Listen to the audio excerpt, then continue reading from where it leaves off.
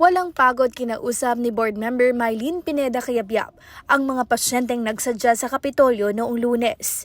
Nasa 396 na Kapampangan ang nabigyan ng regular na financial assistance, habang nasa 53 katao naman ang natulungan ng kani-kanilang pangangailangan medikal sa pamamagitan ng guarantee letters na may pinagsamang halaga na aabot sa 1.2 million pesos.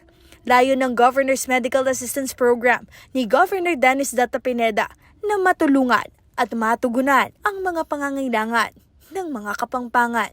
Para sa Balita Pampanga, Luis Rutao.